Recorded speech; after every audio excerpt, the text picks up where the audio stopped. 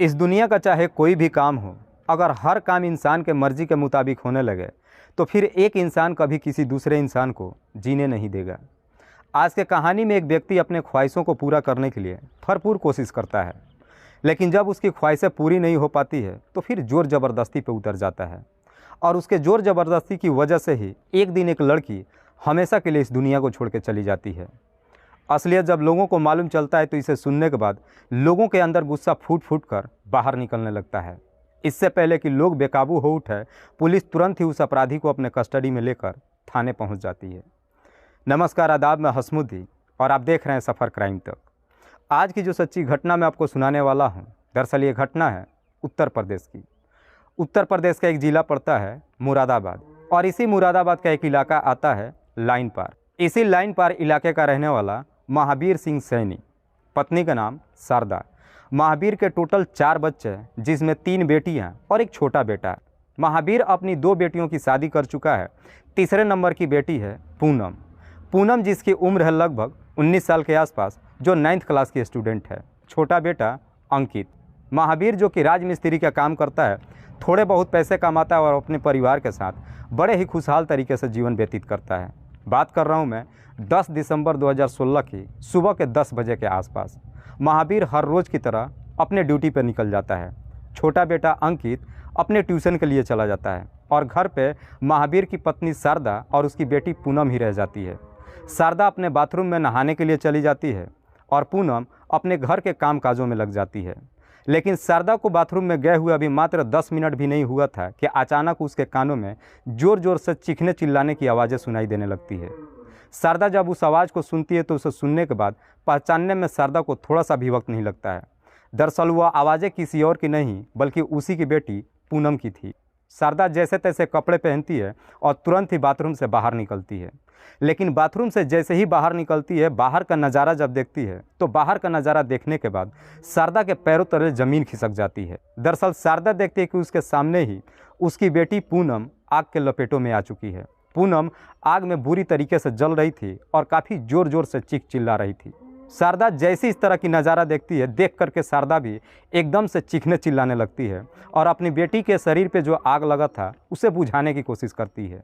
शारदा की भी चीखें सुन करके आस पड़ोस के लोग भी वहाँ मौजूद हो जाते हैं।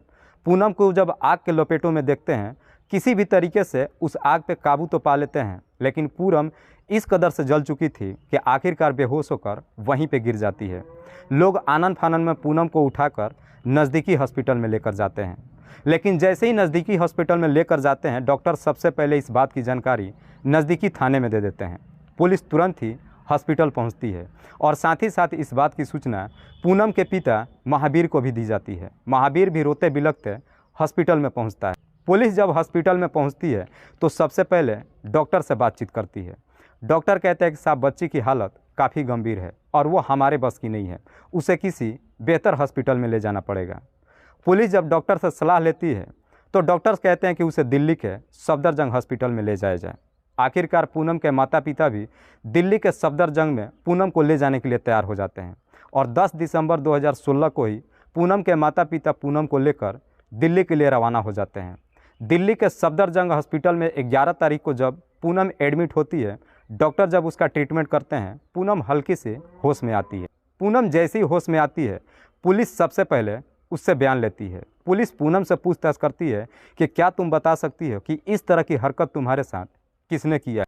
पूनम जो कि दर्द से काफ़ी चीख चिल्ला रही थी, रोते हुए पुलिस से कहती है कि साहब, हमारे ही गांव का रहने वाला शिवदत्त, उसके पिता का नाम माहीलाल, शिवदत्त और माहीलाल मेरे घर पे आए थे। इससे पहले कि मैं उनसे कुछ बातचीत कर पाती, शिवदत्त ने बोतल से केरोसिन तेल मेरे शरीर के ऊपर डाल दिया और फिर माचिस जला दी। उसके बाद से डॉक्टर पुलिस को मना कर देते हैं कि बच्ची की हालत अभी काफ़ी गंभीर है। वाकई में पूनम की हालत काफ़ी गंभीर थी। पुलिस पूनम के ही तहरीर पे अपने एक टीम को शिवदत्त के घर पे भेजती है तो पता चलता है कि शिवदत्त और उसके पिता माहीलाल घर छोड़ करके फरार हो चुका है। इधर डॉक्टर पूनम का ट्रीटमेंट कर तो रहे थे, लेकिन पूनम की हालत इतने काफ़ी गंभीर हो चुका था कि आखिरकार पूनम की 11 दिसंबर 2016 को ही मौत हो जाती है। जैसे ही गांव वालों को मालूम चलता है कि पूनम की मौत हो चुकी है, गांव के लोगों के अंदर गुस्सा फूट फूट करके बाहर निकलता है।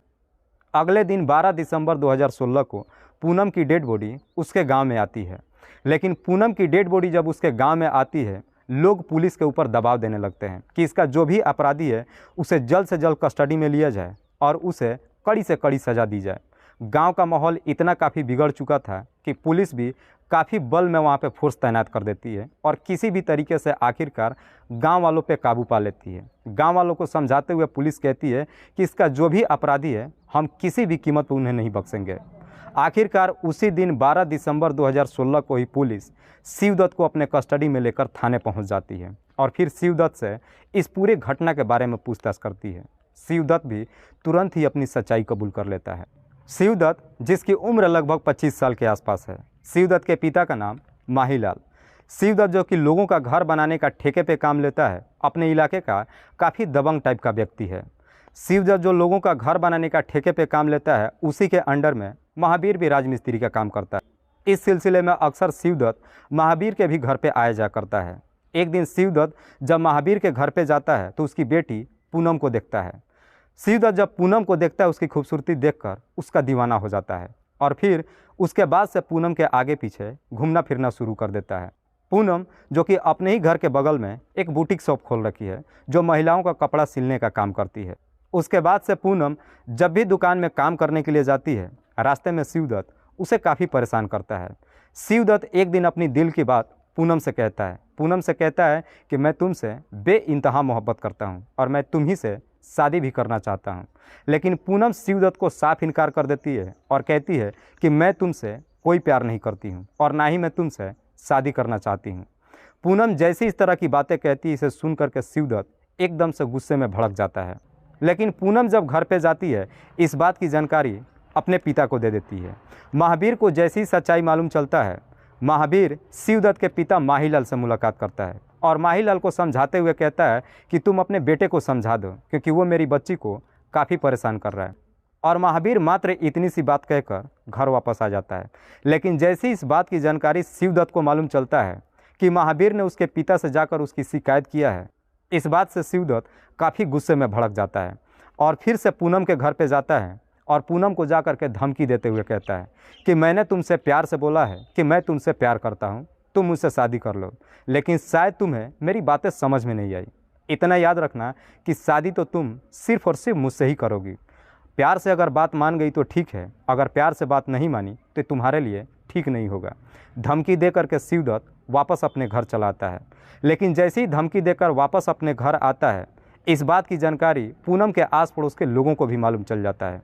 आस पड़ोस के लोग महावीर को एक सुझाव देते हुए कहते हैं कि तुम नज़दीकी थाने में जाओ और शिवदत्त के खिलाफ में कंप्लेन दर्ज कराओ। लेकिन महावीर अपनी बच्ची की बदनामी के डर से थाने में नहीं जाता है। इस वजह से शिवदत्त का और भी काफ़ी हौसला बढ़ जाता है। एक दिन शिवदत्त फिर से पूनम के घर पे जाता है और उसे शादी करने का दबाव देने लगता है। लेकिन पूनम भी अपने जिद पर उतर जाती है, कहती है कि भले ही मैं मर जाऊंगी लेकिन किसी कीमत पे मैं तुमसे शादी नहीं करूंगी। पूनम जब इस तरह की बातें कहती है, शिवदत्त इसे सुन करके काफ़ी गुस्से में घर आता है और ये सारी बातें अपने पिता से बताता है। लेकिन जब ये सारी बातें अपने पिता माहीलाल से बताता है तो माहीलाल भी अपने बेटे को समझाने के बजाय अपने बेटे का साथ दे देता है। और फिर 10 दिसंबर 2016 को सुबह के 10 बजे के आसपास माहीलाल और उसका बेटा शिवदत्त अपने षड्यंत्र के तहत एक बोतल में किरोसिन का तेल भरकर महावीर के घर पे जाते हैं। महावीर, जो कि ड्यूटी जा चुका था, उसकी पत्नी बाथरूम में नहाने के लिए जा चुकी थी। पूनम घर के अंदर कामकाजों में लगी थी। दोनों जब पूनम के घर के दरवाजे पे पहुंचते हैं, शिवदत्त पूनम को आवाज़ देकर के बाहर बुलाता है। पूनम जब बाहर आती है, इससे पहले कि पूनम कुछ समझ पाती, शिवदत्त उस बोतल से किरोसिन तेल लेकर पूनम के शरीर पर डाल देता है और तुरंत ही माचिस जला देता है। वाकई में शिवदत्त जब ये पूरी कहानी पुलिस वालों को बताता है तो पुलिस शिवदत्त के तहरीर पे उसके पिता माहीलाल को भी अपने कस्टडी में लेकर आती है। फिलहाल पुलिस ने इन दोनों आरोपियों को अपने कस्टडी में लेकर इन दोनों पे गंभीर धारा में मुकदमा दर्ज करके जेल भेज दिया है। दोस्तों, इस कहानी को सुनाने का उद्देश्य मुझे किसी को परेशान नहीं करना है, किसी को तकलीफ़ नहीं पहुंचाना है। बस आपको बताना है आप जहां भी रहें सुरक्षित रहें और अपनों का ख्याल रखें। तब तक के लिए जय हिंद, जय भारत।